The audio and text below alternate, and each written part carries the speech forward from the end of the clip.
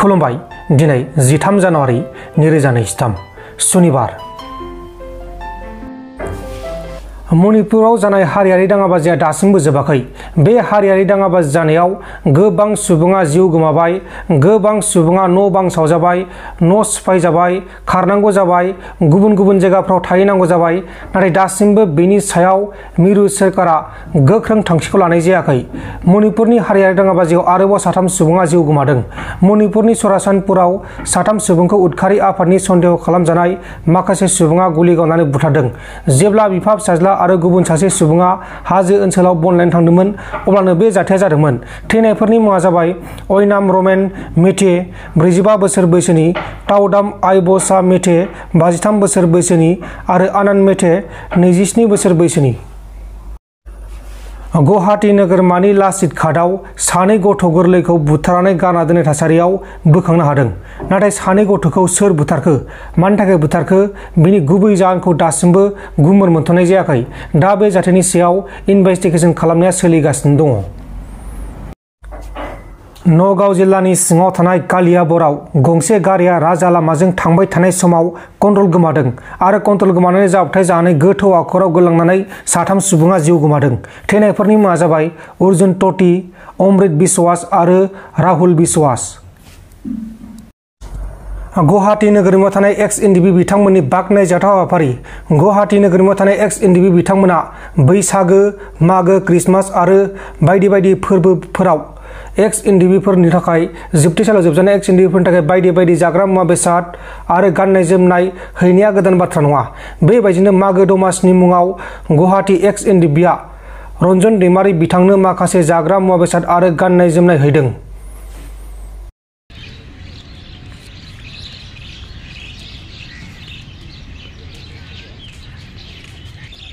ओरैनोथ' गुवाहाटीयाव थानाय गासैबो एक्स-एनडिपिफ्रा जा हायो गोदान बोसोर फैयोबा माने जोबथेसालियाव देरनाब्ला सारजों लोगोसे गासैखौबो गोसोखाङो आरो।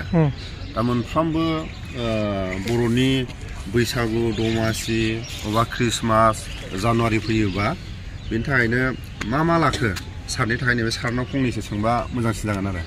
ओरैनो मा लानाय जाखो सार? खुलुमबाय। ओरैनो जोङो सारनि थाखाय लानाय जादों, सारा जेखो मोजां मोनो बै जानायखौ जों लानाय जादों।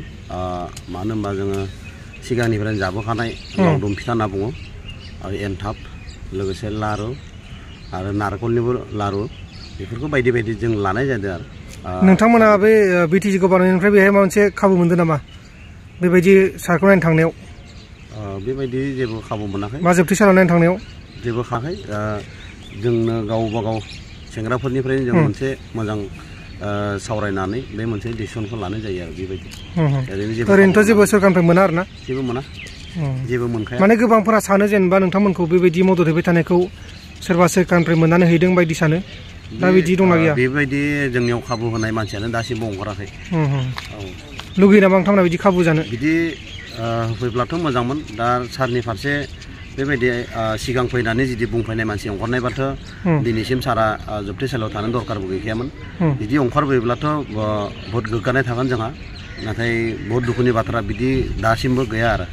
बेखायनो जोङो गावबा गाव लोगोफोर, सेंग्राफोर जेखिनि जोङो इउनाइटेड दानाय गुवाहाटी डिस्ट्रिक्टनि, बेखिनियानो जोङो गावजों गाव सावरायलायनानै मोजां गाज्रिनि गेजेराव सारनि थाखाय मोनसे जानाय माबा मोनसे लानाय जादों आरो दिनै। बे हाबाफारियाव गुवाहाटी एक्स-एनडिपिफोराव थांगोन नामा ना गुबुननिफ्राय फैगोन? जोंनि गुवाहाटीनिल' थांगोन।